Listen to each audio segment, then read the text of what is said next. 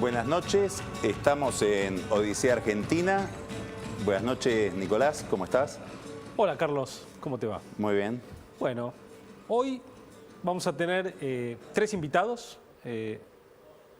Uno es Carlos Rucauf, ex vicepresidente de la Nación, ex gobernador de la provincia. Graciela Fernández Mejide, ex ministra de Desarrollo Social y que tuvo más de una campaña en la provincia de Buenos Aires.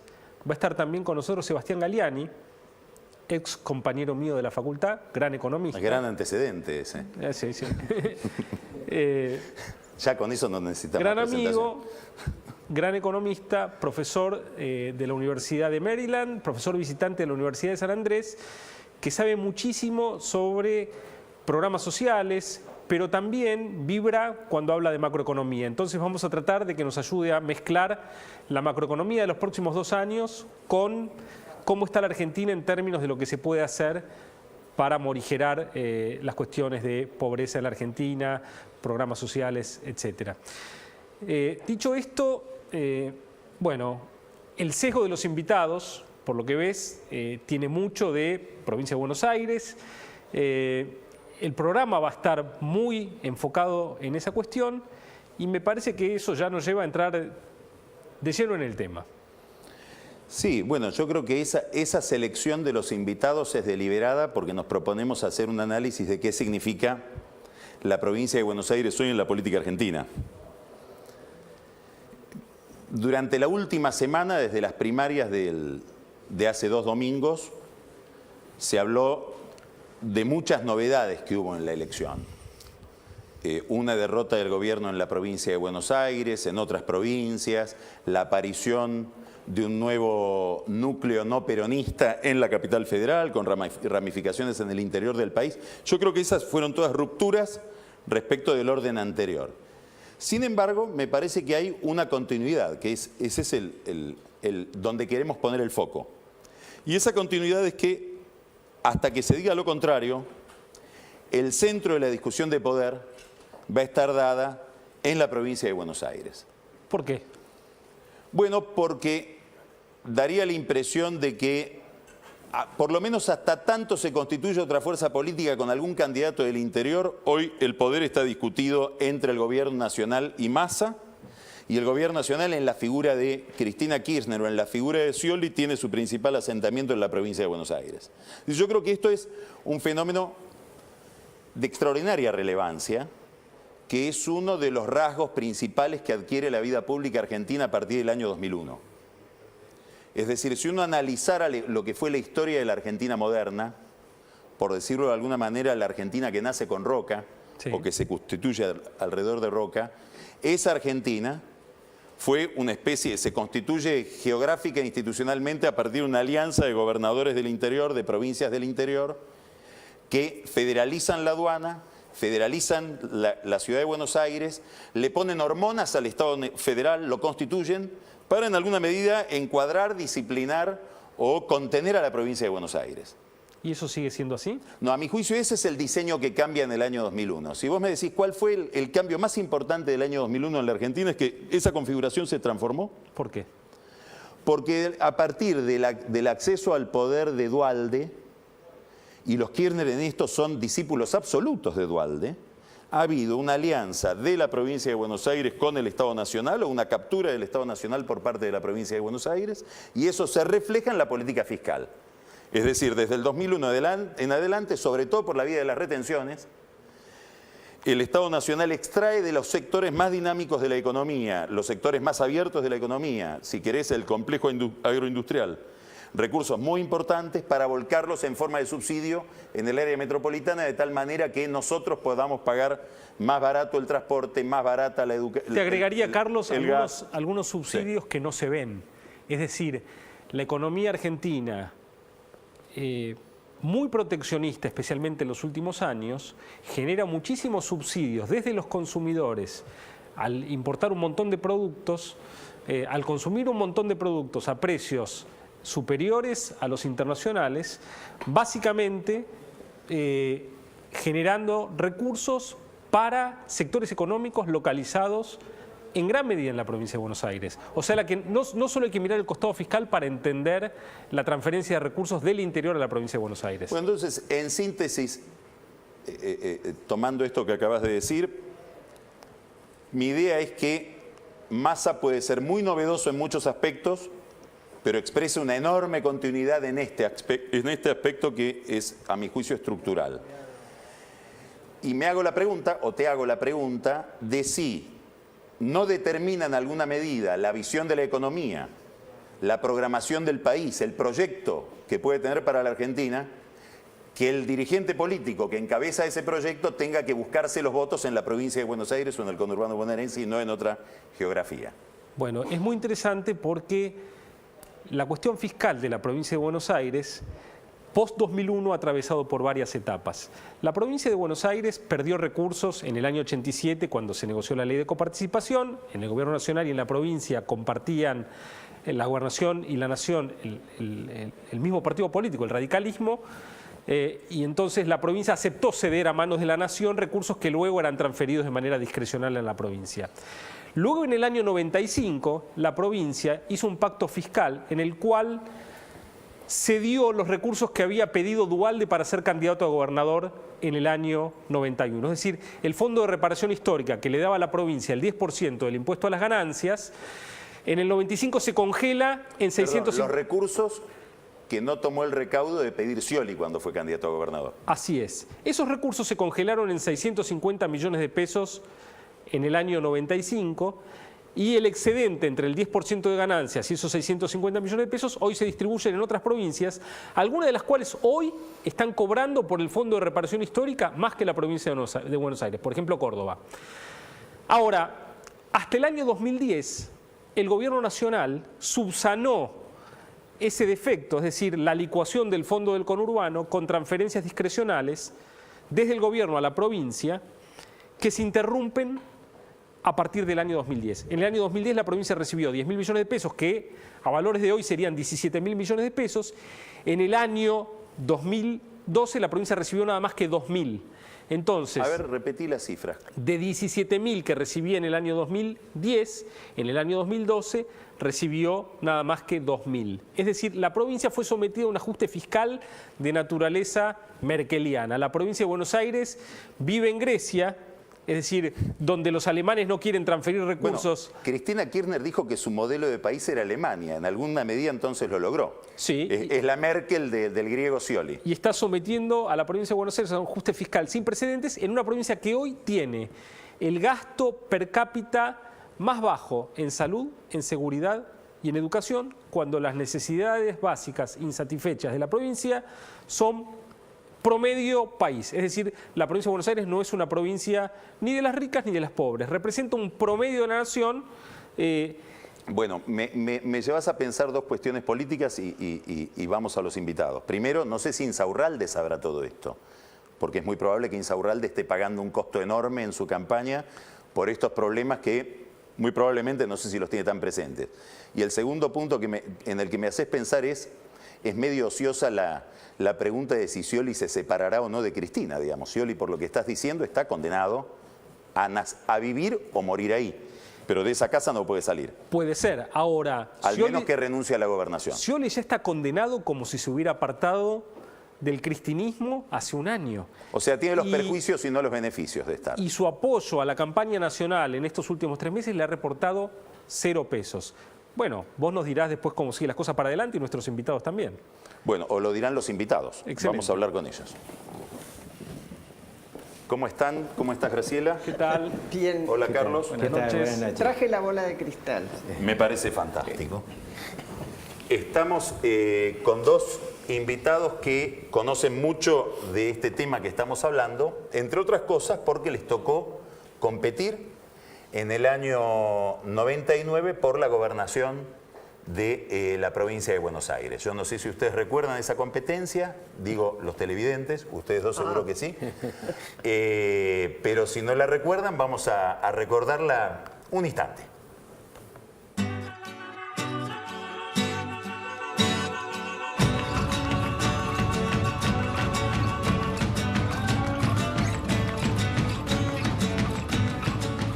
Menem tiene que acatar la Constitución Nacional y acá la interna tiene que ser entre los candidatos que están habilitados. La Argentina creció y tuvo movilidad social ascendente gracias a que tempranamente, y ahí veníamos hablando del diseño de la plaza hecho por Sarmiento, quienes pensaron el país a fines del siglo pasado pusieron la educación adelante.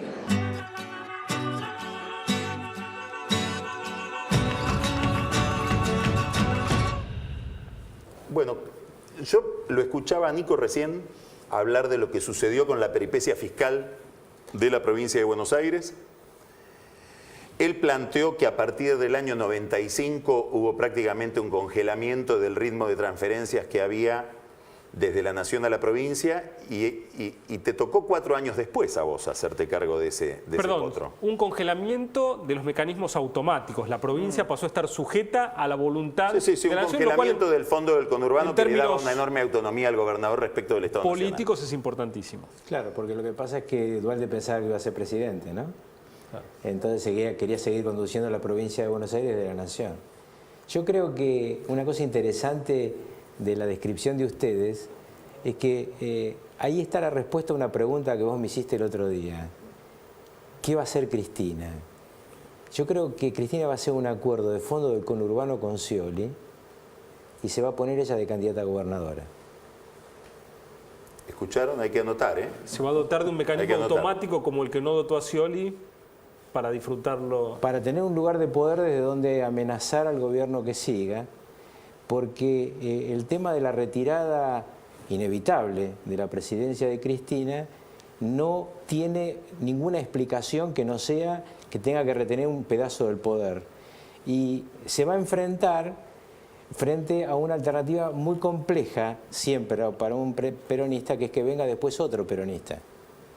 Porque el 12 de diciembre, la mitad del bloque del Frente para la Victoria estará preguntando a Massa: Sergio, ¿qué querés que hagamos? Esto no es lo mismo cuando el presidente es de otro color político. Entonces a mí me parece que en todo el planteo de financiación de la provincia de Buenos Aires hay una respuesta para Cristina y quizá también para Scioli, porque si el acuerdo lo hacen ahora, pueden hacer el switch y Scioli ser el candidato a presidente. Y digo esto porque hace 4 años, saliendo de un programa de nuestro amigo Roberto García, un encuestador muy famoso de la Argentina me dijo: los kirchneristas no ganan más. Y 2 años después ganaron. Sí. Entonces, ¿qué hicieron? Hicieron cambios y usaron mucho el poder económico. Es verdad que ahora hay un rival que nace del propio peronismo, que es Massa. Carlos, una pregunta. Vos estás hablando del 2015, pero tenemos el 27 de octubre por delante. Hubo 20 intendentes que apoyaron a Massa. Los que no lo apoyaron, ¿qué van a hacer en estos 2 meses que quedan? ¿O qué están haciendo? ¿O qué están haciendo? Acá hay algo que es muy importante explicárselo a la gente. Los intendentes están pegados a la realidad. Yendo al 99, el jefe de ellos era Duhalde. Yo era el porteño que venía a la provincia. ¿Por qué hubo un 5% de corte de boleta? Porque cuando iban a preguntar a la gente le decían: no, quiero votar a De la Rúa. Ah, bueno, tomá, la de la Rúa, la de Rucauf y la nuestra. No es que hay una perversión. Entonces, ¿ahora qué va a pasar? Le van a ir a preguntar a la gente que no es voto conducido y le van a decir: ¿a quién quiere votar? ¿A Massa? Bueno, tomá, la de Massa y la nuestra. Fíjense que para diputados provinciales, en la última interna, gana Musi. El Berazategui. No. Gana la lista de diputados provinciales del Frente para la Victoria. Hay 10 puntos de diferencia entre la lista de Massa y la de Cristina en diputados provinciales. Es decir, el corte de boleta fue grande, pero no es un corte de boleta perverso. Entonces, a tu pregunta, creo que va a haber más corte de boleta. Más corte de boleta. Ahora, yo me haría una pregunta un poco más, retirando un poco el zoom, y rescataría un dato. Desde que gana las elecciones en el año 1987 Antonio Cafiero, en la provincia de Buenos Aires prácticamente está suspendida la discusión política. Sí. Por lo menos la alternancia política. Entonces mi pregunta sería: ¿hasta dónde uno no podría atribuir el deterioro que ha habido en la provincia de Buenos Aires durante todos estos años, sobre todo en materia de seguridad, en materia de integración social, etcétera, etcétera, a la falta de que haya gobierno y oposición, sobre todo por un radicalismo que decidió convertirse durante muchos años en línea interna del peronismo en sus distintas variantes, sobre todo el dualdismo, ¿no? Creo que sí, pero antes voy a agregar un dato a lo que decía recién Carlos Rucauf sobre las elecciones del 99. Hubo algo que obviaste. Cavallo apoyó tu lista. Sí, pero igual la diferencia hubo por corte de boleta. Sí, hizo un 5% de diferencia notorio en el primer cordón. Es verdad. Donde muchos liberales que habían votado por mí en el 97, pues es fácil verlo con las mesas, sí, claro. ¿no es cierto? En el interior de la provincia fue el corte al hacer la alianza radical. con Cavallo, Así es. 5 puntos fueron para Cavallo. Bueno, cerrado ese capítulo, yo creo que es cierto lo que vos decís. De ahí que cuando se terminaron estas primarias, donde a primera vista todo le salió mal al gobierno, hasta el cálculo de las primarias, que no voy a repetir acá porque es obvio para qué fueron hechas, yo me puse contenta. Y no porque las opciones fueran una maravilla, salvo en el caso de la capital, me pareció bien que se hiciera una interna entre distintos partidos para ir armando algo. Me puse contenta por una cuestión que tiene que ver con la gente. A mí me gusta mucho mirar el comportamiento de la gente y la historia argentina, ¿no? Y he visto que cuando aparece un gobierno que va deviniendo en autoritario, o es autoritario, sea en el último caso militar o civil que se transforma, a los 10 años la sociedad argentina le pone un límite. Pasó, fíjense, 10 años, 11 años, aparece el límite. Coincide con las crisis económicas también. Incapaces de construir una democracia sólida. Sin embargo, somos capaces, como sociedad, de poner límites a los autoritarismos. Y en este caso pasó. A ver, lo que decía Rucauf es posible. Esas jugadas complicadas de ajedrez es posible. Y yo ya ahí no puedo decir ni sí ni no. Me preguntaría en todo caso cómo hace Cristina para recuperar el prestigio. No es sencillo cuando uno ha tenido desgaste grande. Yo lo sé. El desgaste, por ejemplo, de perder la interna con De la Rúa también tuvo golpe en el 99. ¿Confías poco en las ingenierías? Yo sí confío, pero te digo, por ejemplo, cuando en el 97 yo pasé a la provincia de Buenos Aires, venía de un romance con la capital, con el electorado de la capital, y por necesidades del partido que estaba creciendo, pasé a la provincia. Pude hacerlo porque yo soy nacida en la provincia. Y ahí había gente, Javier Aullero, el hijo de Carlos, que es un sociólogo, acababa de escribir su tesis, un librito demostrando que con las manzaneras era imposible ganarle a Duhalde. Ellos formaban parte de la juventud de nuestro partido. Yo decía, ¿qué corcholis es esto? No era el libro que te pedí. No, tampoco se había pedido, pero decía, ¿qué estás demostrando? Seriamente, con un buen estudio de campo. Lo que no miden los estudios de campo es los humores sociales. Claro. Cuando el humor social cambia, y bueno, hoy se ha escrito ríos de tinta y me parece que tiene que ver con que la gente que recibe ayuda durante un tiempo se siente bien, sobre todo después del desastre del 2001, pero al cabo del tiempo, entre que la ayuda se mantiene y se la va comiendo la inflación, llega un punto en que dice, yo de pobre así no salgo. Este es el otro tema, ¿no? Inflación e impuesto al trabajo son dos temas que el gobierno está obligado a atacar si quiere remontar la cuesta. Claro, pero en un momento, no sé si ustedes se acuerdan, en que la economía ya no viene con todo el viento de popa como venía, ni aquí ni en ningún lado. Ojalá los chinos sigan comiendo soja, sigan comiendo chancho que come la soja. Sí, o aceite. O aceite. Pero la verdad es que están disminuyendo en todos lados la compra, porque bueno, la economía, ustedes lo saben mejor que yo, se ha frenado. ¿Cuánto tiempo va a ser? No lo sé. Pero encarar lo que vos decías, Carlos, me parece a mí, con todo cuidado lo digo, porque un enroque de esa naturaleza, yo creo que supondría muchas más cosas. Por ejemplo, lo que vos marcaste. Scioli no pudo pedir que se repusiera el fondo histórico del conurbano, reparador del conurbano bonaerense. No pudo. No, yo digo esto no porque crea que es imprescindible que lo hagan.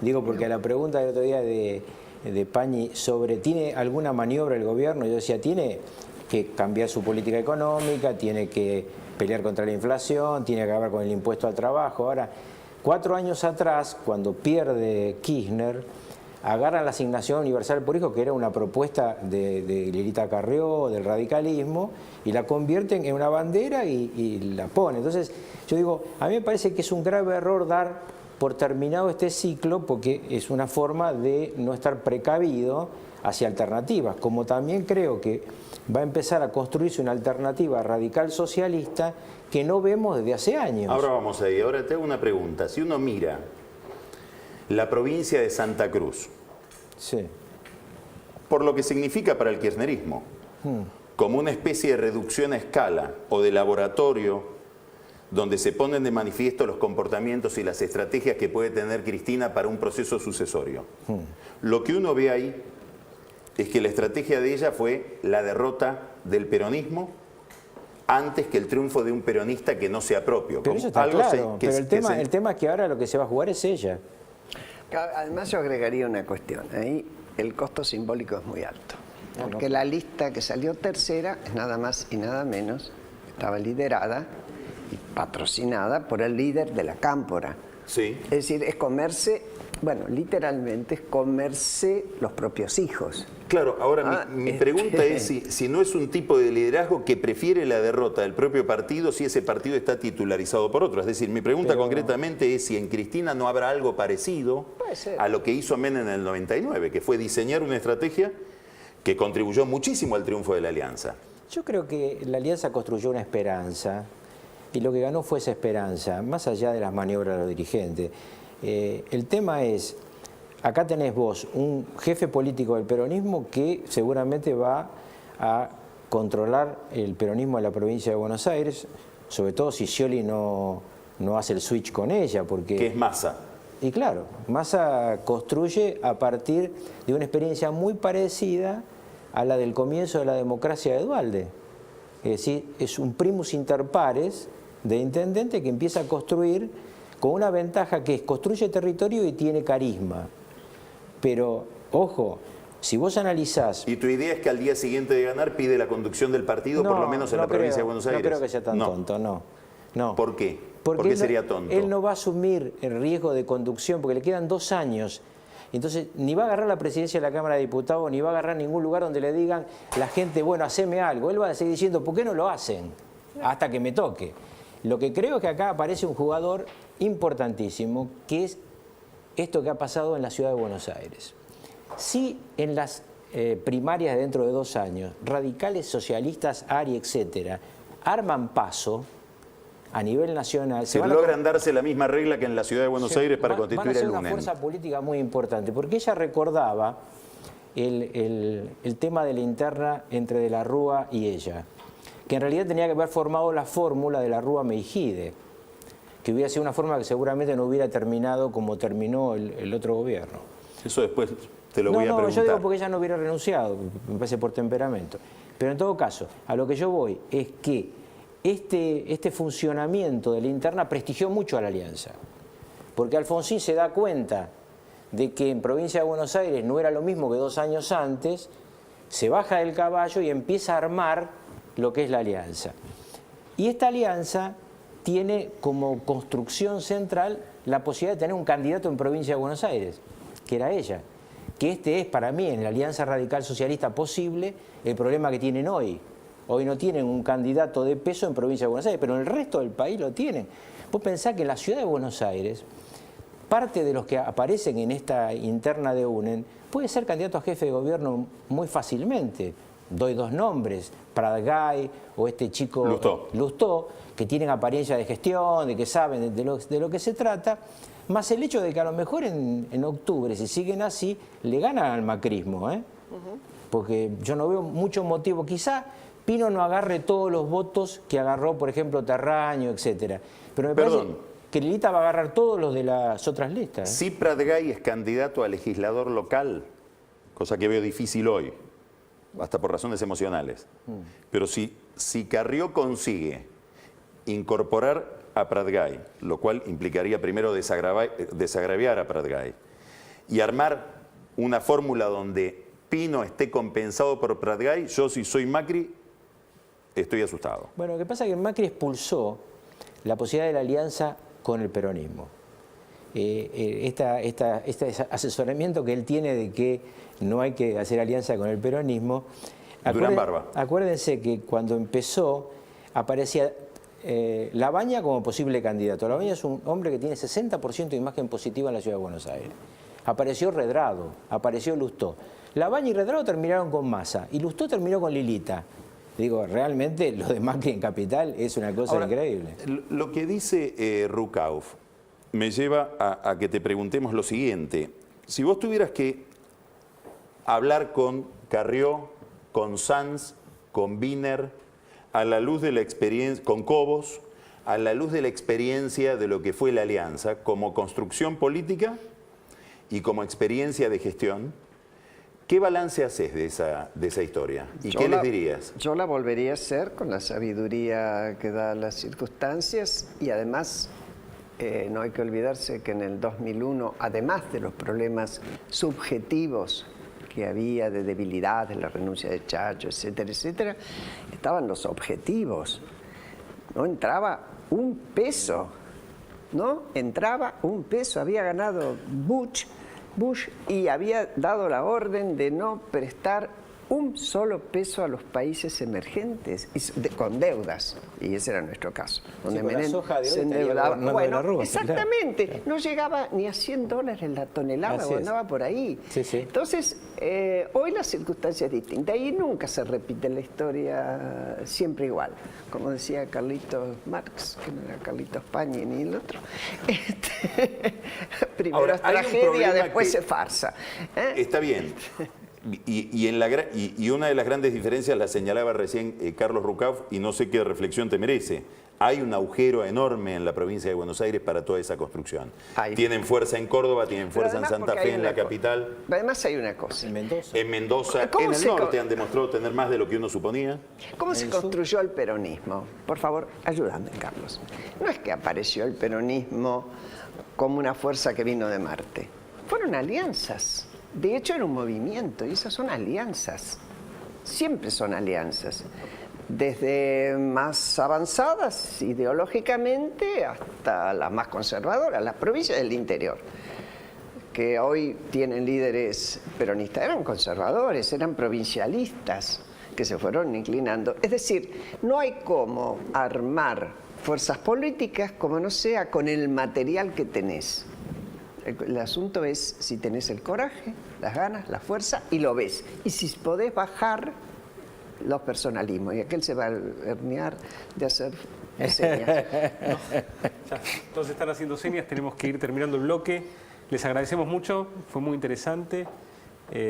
Así que bueno. Y más allá de la viabilidad, el caso que le hagan, etcétera, me parece que la idea de Scioli presidente, Cristina gobernadora, va a generar algún ruido. Igual yo sigo sosteniendo lo que te dije hace 1 año y medio, ¿eh? No lo van a poder parar a Massa, ¿eh? Por un problema hasta generacional. Porque cuando la gente tomó el cambio, eligió ese cambio. No lo está votando para diputado, ¿eh? No. Lo está votando para presidente. Empezó a hablar de corrupción. Tema que no había tomado. Tiene ahí 2 personas muy interesantes que todavía no mostró. El chico que viene del ARI, Pérez, que seguramente por lo que viene el diario lo va a plantar este tema, y la chica que viene del tema de los jubilados. Porque ojo que no solamente a los obreros se le quita el impuesto al trabajo, los jubilados también. Sí. En consecuencia, Mirta Tundi es otra jugada. Tiene un equipo muy interesante y muy joven. Tiene que mostrar mucho a los jóvenes. ¿Estás hablando jóvenes. con Massa? No. No. Bueno, en algún momento seguramente hablarás con Massa. No, no es necesario. Además yo creo que es hora de los jóvenes.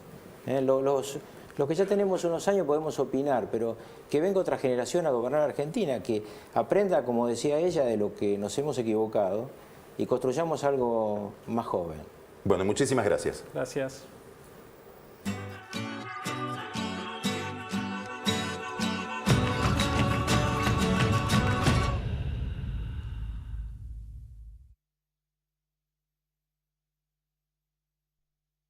¿Qué tal? Habla Álvaro, soy compañero del trabajo de Marcos.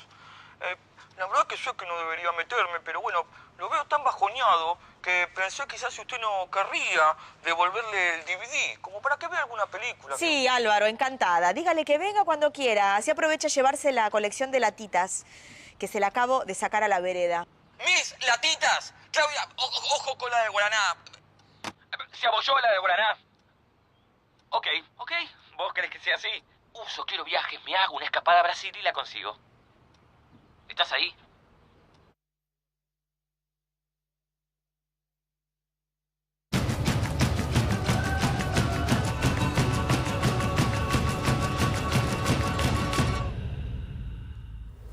Bueno, estamos con Sebastián Galeani. Sebastián sabe no solo muchísimo de macroeconomía, sino que sabe muchísimo de economía del desarrollo. Eso quiere decir que ha visto en muchos países qué se hace en términos de programas sociales, incentivos, cómo se diseña la política pública. Yo dije antes que fuimos juntos a la facultad y tal vez en esa época, cuando íbamos a la facultad, nos imaginábamos que en esta época de nuestras vidas la Argentina iba a tener un nivel de pobreza más bajo que el que tiene ahora. Nos encontramos con un nivel de pobreza muy alto, lo cual implica un nivel de intervención del Estado, no de tamaño, pero sí de intervención en algunas áreas muy importante, y le queremos preguntar a Sebastián si esa intervención que hace la Argentina es adecuada, inadecuada, correcta, incorrecta, qué cosas hacemos bien, qué cosas hacemos mal. Después le voy a preguntar por la macroeconomía, pero primero quiero empezar por ahí. Bueno, buenas noches, muchas gracias por la invitación. Sí, lamentablemente vivimos en un país comparado al país de fines de los 80, que era cuando estábamos estudiando, que es más rico y tiene más pobres. Lo cual es un fracaso, ¿sí? desde el punto de vista de la sociedad. Esto tiene, me parece, dos grandes determinantes. Uno es estructural y es hacia el hecho de que en la Argentina hay un conflicto fuerte entre la eficiencia y la equidad, mucho más que en otros países. Y esto ha sido así desde 1880 quizás, como vos mencionabas al comienzo del programa. Ha cambiado este conflicto, pero es un conflicto muy fuerte y que pone a la sociedad en una situación de un estrés mayor al que tienen otros países desarrollados, por ejemplo, pues cuando se quiere acercar a la eficiencia económica, tiene un conflicto distributivo muy grande. En ese contexto, en los 90, la política social fue ineficiente y muy escasa, dado el programa de transformación estructural que estaba viviendo la economía. A eso se le sumaron unos shocks económicos muy fuertes. Y en esta última década, si bien hubo algunos avances positivos en materia de política social, en el conjunto política social, política educativa, estamos en deuda todavía desde el punto de vista tanto cuantitativo como cualitativo. A ver, te haría la siguiente pregunta, solo para molestar. ¿Se podría decir que durante esta década hemos sido menos eficientes y más equitativos, o hemos sido más ineficientes y más inequitativos? Es decir, fracasamos en ambos rubros de la ecuación, en ambos términos. También te lo reescribiría. Tratando de ser más equitativos, ¿rompimos tanto la eficiencia que nos volvimos inequitativos? Sí, hay justamente el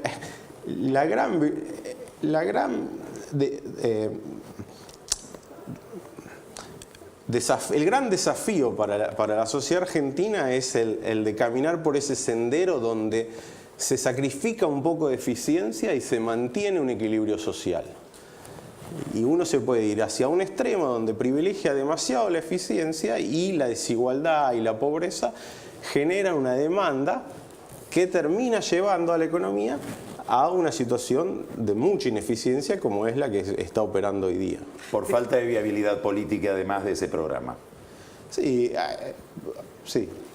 El kirchnerismo ha entendido la economía, y lo dice Cristina explícitamente en sus discursos, como un juego de suma cero. Y ella siempre lo dice, si alguien gana, alguien está perdiendo, para darle a alguien le tengo que sacar a alguien. ¿Qué reflexión te merece esa reflexión de Cristina? No, la economía no es un juego de suma cero, pero es un juego donde se puede producir riqueza, se debe producir riqueza, pero en esa creación de riqueza hay perdedores. Y lo que debe hacer el sistema político es buscar un equilibrio con ciertas compensaciones que haga que esa sociedad sea viable y que esas ganancias de riqueza sean viables. Sebastián, para ubicarnos un poco, si tuvieras que ilustrarnos e ilustrar a los televidentes acerca de países donde se ha podido llevar adelante procesos de reforma que los han acercado más a la eficiencia de la economía sin sacrificar del todo la equidad social o produciendo al mismo tiempo procesos de inclusión. No sé si el Brasil de Lula tiene fama de haber hecho eso, de haber continuado, digamos, con la inercia de las reformas de Cardoso y a su vez haber sido más equitativo, haber reducido los niveles de divergencia o de gran distancia que había entre clases en Brasil e incorporado gente a la clase media. Pero no sé si es un mito o si eso es verdad. No, Brasil ha tenido en los últimos 15, 20 años una política económica en promedio más racional que la que tuvimos nosotros y que ha tenido buenos frutos en términos de indicadores sociales. Es cierto que no ha crecido quizás a la tasa que se esperaría, dada la propaganda que se le ha hecho, pero hay que tener en cuenta que los shocks de términos de intercambio que recibió Argentina, Chile o Venezuela han sido muchísimo mayores que los que recibió Brasil, en términos de su efecto ingreso, dada la composición de sus exportaciones e importaciones. Obviamente todos vemos los mismos precios internacionales, pero depende cómo está posicionado cada país, qué efecto tiene inmediato, ¿sí? En Brasil eso no ha sido mucho menos positivo que Ahora en Argentina. me gustaría llevarlos a otro tema. Te voy a hacer hablar a vos, Nico, porque hoy a la tarde charlábamos con Nico y me comentaba todo un cálculo que hizo, jugando con números y con programas, etcétera, que le permitió determinar, con esa fascinación que tienen los economistas por las ecuaciones y por los números y por la exactitud, aproximadamente cuál sería el peso en la elección, en las primarias de hace 2 domingos, de los programas sociales o de la asistencia social o del kirchnerismo como maquinaria distributiva, y cuál sería el peso que tuvo en la elección el alineamiento del intendente. Digamos, si el intendente votó se alineó con Massa o se alineó con Insaurralde. ¿Y a qué conclusiones llegaste? Sí, en realidad lo que uno hace es mirar las condiciones socioeconómicas en los distintos partidos del Gran Buenos Aires, medidas a través del censo de 2010. Las condiciones económicas no cambian tanto entre 2010 y ahora, en función de si una familia tiene heladera, televisor, sanitarios que funcionen, etcétera. Son 7 indicadores con los cuales uno puede andar un índice de necesidades básicas insatisfechas.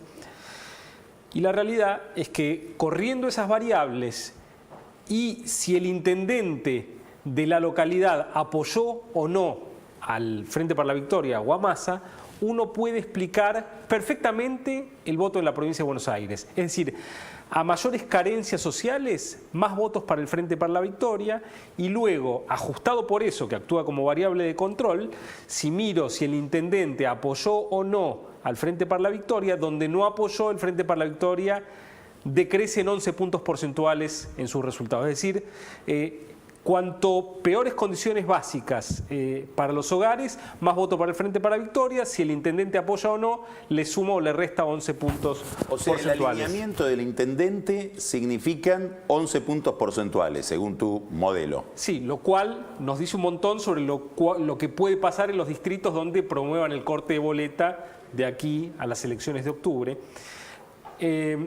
es interesante, lo que uno no sabe es si en los hogares con necesidades básicas insatisfechas muy altas, el kirchnerismo recoge más votos porque ahí llega la asistencia social, o si hay cuestiones estructurales, culturales. Me gustaría que Sebastián nos dé alguna visión sobre eso. Y que nos cuente qué evaluación hace, también nos gustaría conocer, Sebastián, qué evaluación hace concreta de los programas sociales que caracterizan al gobierno y en los que el gobierno basa prácticamente, tiene un eje central de su discurso y de su propaganda. Una anécdota del modelo, nada más, antes de volver a Sebastián, es que el modelo predice perfectamente el voto en todos los partidos, excepto en Moreno, donde... Moreno es el intendente, es Mariano West. Sí, y ahí el modelo dice que el Frente para la Victoria tendría que haber sacado 42% de los votos cuando sacó 32%. Bueno, Mariano West, a partir de esta noche, vaya por favor a explicarle a la presidenta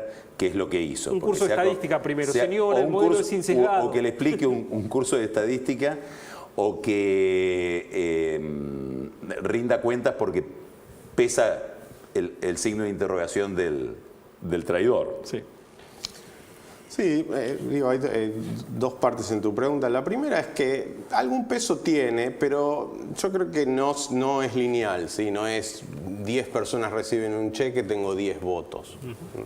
De hecho, ha habido algunos estudios sobre cuánto aumenta la probabilidad de que vote una familia al gobierno que le da una transferencia. ¿Sí? Ha habido estudios experimentales, de hecho yo mismo estoy haciendo uno en Honduras, ha habido uno en Uruguay, en México, donde hay programas similares al programa argentino de transferencias de ingreso condicionadas. Y los efectos son variados, nunca ¿El de México, que tiene tanta fama, es tan bueno como dicen? ¿O? El programa de México es un programa que ha sido exitoso, ¿sí? Exitoso. Son siempre programas de asistencia. Y creo que son importantes, hay que hacerlos bien, hay que despolitizarlos para evitar estos posibles usos o manipulaciones políticas, pero creo que como señaló Graciela Fernández Mejía en el bloque anterior, cuando a ella le dijeron vos no podés ganar en la provincia contra las manzaneras, había cierto humor social y ganó en esa elección legislativa. Volvamos entonces a cómo interpretás o cómo evaluás lo que se ha hecho en la Argentina en estos 10 años en materia de políticas sociales. Yo creo que un programa como el de ingreso universal es un programa que empieza a ir en la buena dirección. De nuevo, volviendo a esa cuestión más estructural de eficiencia y equidad, creo que en la medida que vos te acerques a la eficiencia, que es una economía más abierta y más especializada en tu riqueza, y tu riqueza, que son la tierra, los hidrocarburos, los minerales. En esa sociedad tenés el problema de que los sectores que son intensivos en trabajo no calificado se contraen, y ese ha sido siempre un problema. En esa sociedad vos necesitas algún mecanismo de redistribuir esa renta, ¿sí? Ahora, eso lo tenés que hacer de una forma eficiente y pensando en que es una transición, porque finalmente la gran política social es que tu riqueza sea el capital humano de la gente. Por eso la educación tiene que ser la primera política social, pero no tiene un efecto de corto plazo. No puedes decir, voy a educar a los chicos mucho mejor, con una educación de calidad, y con esto los padres van a comer mañana. Eso no va a pasar. ¿Existe la percepción de que la educación se ha deteriorado mucho en los últimos años? Los resultados que obtienen los estudiantes argentinos en los testeos internacionales, en PISA, son malos, y pierde participación la escuela pública a manos de la privada. ¿Qué evaluación haces de eso? ¿Es verdad o no? ¿Cómo lo evaluás? Bueno, es verdad. Ahora ha habido algunas estadísticas recientes donde hay cierta recuperación de la participación estatal, pero en líneas generales es verdad. Y lo evaluó como... la verdad que la educación es un proceso muy complejo donde... y además nosotros somos economistas, no educadores, pero los economistas han estudiado mucho la función de producción de capital humano porque les interesa cómo asignar eficientemente los recursos. Y la verdad que no es que tenemos tan claro cuál es la forma de hacer una educación de alta calidad. Y no es una cuestión solo de recursos, ¿sí? Los recursos han aumentado el sistema, pero no ha aumentado la calidad, con lo cual hay mucho trabajo ahí de reestructurar el sistema de incentivos en la sociedad, el sistema de incentivos dentro de la escuela, y también hay un gran desafío en la sociedad, que es volver a acercar a la familia en el proceso educativo, ¿sí? No se puede solo delegar a la escuela la educación de los chicos. Te quiero cambiar ahora el ángulo, vamos a ir terminando, pero vos hace muchísimos años escribiste un trabajo muy lindo con Daniel Heyman y Mariano Tomasi, mostrando cómo la Argentina de finales de los 90 ya encontraba muy serias dificultades para poder seguir creciendo bajo el esquema económico vigente. Entonces te quiero aprovechar para que nos digas ahora cómo ves la macroeconomía argentina en los próximos 2 años. Y la verdad que no la veo bien. Hay muchos desequilibrios de corto plazo. Primero hay un déficit fiscal grande, que dado que el gobierno no accede en las circunstancias actuales a los mercados de capitales, se financia esencialmente con emisión monetaria, que genera una alta tasa de inflación, que distorsiona el funcionamiento de la economía, pero que además erosiona los ingresos de los sectores que no logran ajustarse, exacerba la puja distributiva, distorsiona mucho la relación fiscal con las provincias. Por otro lado, el tipo de cambio está atrasado. Así es. Está atrasado, con lo cual... ¿Cuánto? Y cuántos yo no lo sé, pero... Y si lo supieras no lo dirías. No, pero no pensaría que un tipo de cambio de 7 y pico... Bueno, te da la pauta, los uruguayos viniendo los fines de semana a comprar a la Argentina cambiando en el paralelo a 9, y los argentinos cruzando ese mismo fin de semana a Uruguay a gastar con la tarjeta a 6 y pico. En algún lugar en el medio ninguno cruza. El número. Después hay muchos precios relativos distorsionados, no solo el tipo de cambio, los servicios, la energía, el precio de la energía, claro, y otros, con lo cual hay muchos ajustes por delante. Pero hay dos grandes diferencias con la situación del fin de la convertibilidad en términos. Una es que no hay los niveles de deuda que había, y mucho menos de deuda denominada en moneda extranjera. Y segundo, que la principal atadura no es que a través de esa situación, ese entramado de deuda y de contratos que se habían generado en los 90 para hacerle creer al mercado que no íbamos a salir, era real. Hoy la principal atadura es ideológica. Con lo cual es más fácil de resolver. Si el gobierno quisiese, podría tratar de volcarse nuevamente a un camino racional. No va a cosechar todas las virtudes de ello, porque es muy difícil recobrar la credibilidad. Claro. Pero se podrían hacer muchas medidas que aliviarían la macro. Bueno, Sebastián, muchísimas gracias por venir. Un gran placer. Gracias a ustedes. Muchas gracias.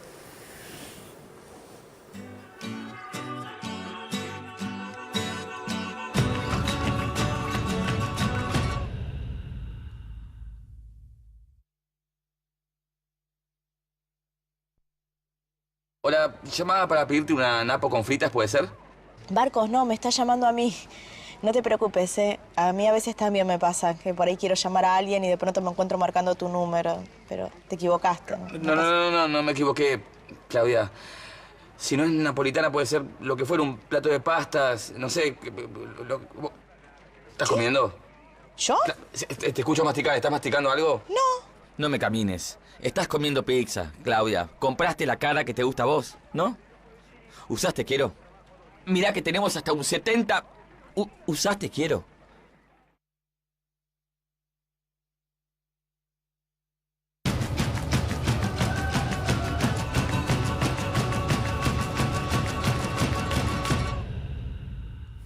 Bueno, y nosotros le vamos a presentar esta noche a una persona que se llama Carola Gil, que es una periodista que tiene entre sus virtudes, la principal de ellas, es poseer información con cierta pólvora siempre. No sé, Carola se te acerca y te cuenta algo que los demás no sabían. Ya nos contó varias cosas. Ya nos contó varias cosas y vamos a ver si logramos que esta noche nos cuente algo interesante que no está del todo expuesto a la luz pública. ¿Cómo estás, Carola? Buenas noches, hola Buenas. Nico, ¿Qué hola tal? Carlos, ¿cómo andan? Muy bien. A Bueno, ver. les traigo lo de hoy. Lo que les traigo hoy es este tema de la imagen del Papa, ¿no? ¿Vieron cómo venden en Roma estampita, rosario, remerita? Bueno, en la Argentina parece ¿Remerita? que... También, sí. En la Argentina lo que gana es votos. Parece, si no, no andarían todos así bastante desesperados por fotografiarse al lado del Papa. No sé si anduvieron viendo un poco los medios. Bueno, vi lo de Insaurralde. Ese es el primero, sí. Ahí vimos que después de unos años de enemistad, la presidenta lo llevó a Insaurralde de paseo, logró la foto esa que buscaba y después se empapeló todo con esa foto. Pero lo que encontré el otro día y que me llegó fue este otro tema, el libro, este libro biográfico de Massa, que rápido arrancan con la biografía, ¿no? El salto del tigre. El salto del tigre de Massa, sí, que tiene Rápido un porque relato... muy joven para tener una biografía.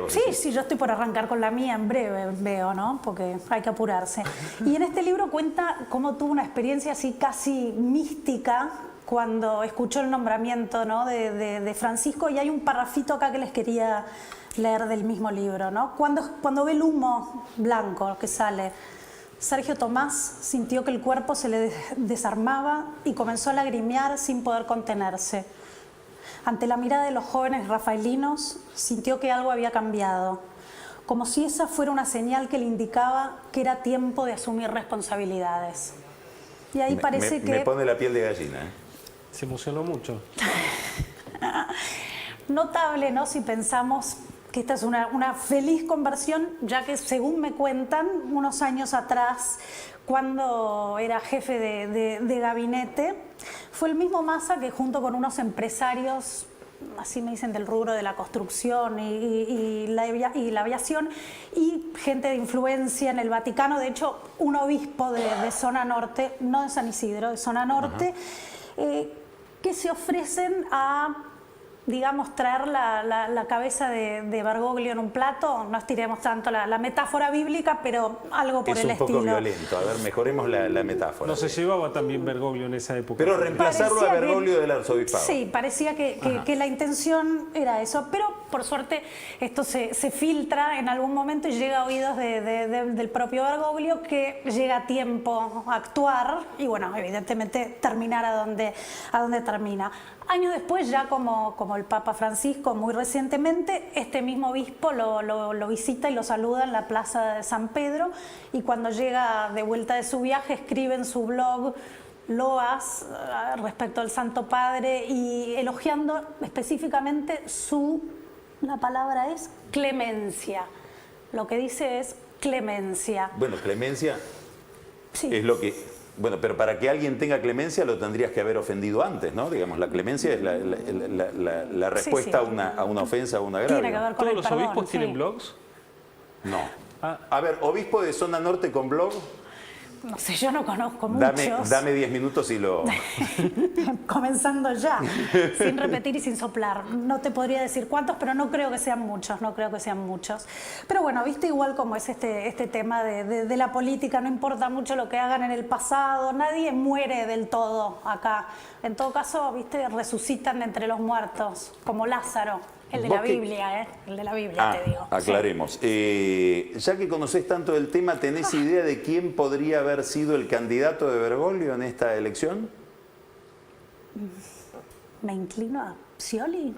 ¿Scioli? No No sé, Massa digo. ni Insaurralde. Bueno, Scioli no competía, así que Bergoglio queda a salvo. Bueno, Carola, nunca nada constructivo. Es lo que hay, Pero Carlos. muchas gracias. Nos vemos la semana que viene. Nos vemos la Buenas semana noches. que viene. Nico, Sí.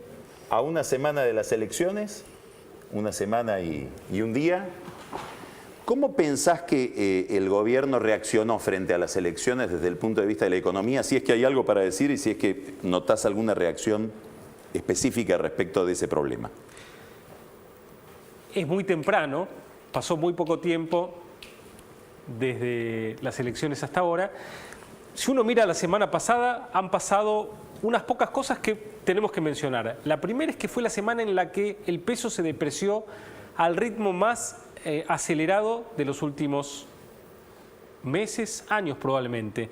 El central depreció 5 centavos, que equivale a 0,8% semanal, a una tasa anualizada del 36%. Es decir, mientras Débora Giorgi se mofaba de la Cámara de Importadores hablando de que quieren la devalueta, el central estaba depreciando a un ritmo del 5%, del 36% anualizado. Eso es una decisión que toma Mercedes Marcó del Pont, es una decisión que le dicta Moreno al jefe de la mesa del central. ¿Cómo funciona ese mundo? Ese mundo funciona con Moreno, que habla directamente con el jefe de la mesa del Banco Central, que es Juan Vasco, y con Mercedes Marcó del Pont, que no se lleva bien con Moreno y que algunas veces estará de acuerdo, otras veces no lo sabemos. Entonces no sabemos si está de quién vino, pero ahí hay 3 cabezas que determinan la política cambiaria. Y luego el gobierno hizo otra cosa, que es que difundió las cifras de crecimiento del mes de junio, donde volvió a mostrar un crecimiento altísimo de la economía, que lo va a obligar ya a pagar cupón de PBI el año que viene, a menos que haga magia. Es decir, el realismo desde el punto de vista de las cosas que podía empezar a acomodar en un gobierno que debería empezar a pensar en qué se va y en cómo termina de una manera, cómo atraviesa de una manera razonable el año próximo, no brilló por su presencia en la cifra de crecimiento de la economía del mes de junio, donde el gobierno sigue sobre reportando 3 puntos adicionales de crecimiento. Bueno, agregaría yo otro dato, ¿no? A ver. Yo creo que la presidenta tiene una visión de la economía que está viciada por el reduccionismo político, es decir, ella piensa que la economía está absolutamente sometida a la política, que hasta la ingeniería en materia de energía, por ejemplo, está sometida a la política, y que la primera respuesta económica que dio, además de estas, fue responder a lo que ella interpreta que fue una crisis de autoridad. A mi juicio, esta es la razón por la cual pasado mañana va a reunir empresarios y sindicalistas en Santa Cruz. En el arzobispado de Santa Cruz, tal vez no es el mejor lugar, si uno por algunos... Bueno, ella que huye tanto de las imágenes del 2001, hay que recordar que a De la Rúa también lo llevaron a un arzobispado en el momento de crisis. Claro, yo huiría de la iglesia para esta escena, no por razones religiosas, sino políticas. Más allá de eso, me parece que lo que quiere es demostrar con la metáfora de voy a llamar o a reunirme con los dueños de la pelota, que ella es la dueña de la pelota. Y que esto es central para la administración económica, mucho más que el manejo de las variables. Claro, está ante un problema para demostrar que es la dueña de la pelota, y es que, dueños o no de la pelota, los empresarios agasajaron a Massa y no a Insaurralde 4 días antes de las elecciones. Todavía no hay programada, que yo sepa, una reunión entre las cúpulas empresariales e Insaurralde, y la CGT oficial se había ido ya con Massa antes de las elecciones, y después de las elecciones Viviani dijo: nosotros estamos siempre con el ganador, lo cual no entraña ninguna novedad. Entraña solamente una notificación a la presidenta. Así que lo que pueda pasar... ¿Cuántos de los empresarios que van a la inauguración esta en el sur el miércoles van en pánico y cuántos van...? Yo creo que muchos tienen mucho que perder todavía, porque el gobierno tiene muchísimo poder, sobre todo para los sectores regulados. La presidenta usa ese poder, digamos, de manera bastante audaz. No tiene demasiado reparo en hacer sentir el poder regulatorio sobre casos específicos, por lo tanto van un poco en defensa propia, pero creo que la apuesta política ya la realizaron en otra dirección. Bueno, estamos terminando nuestro segundo programa de Odisea Argentina. Saludos a todos, muchas gracias por acompañarnos. Buenas noches.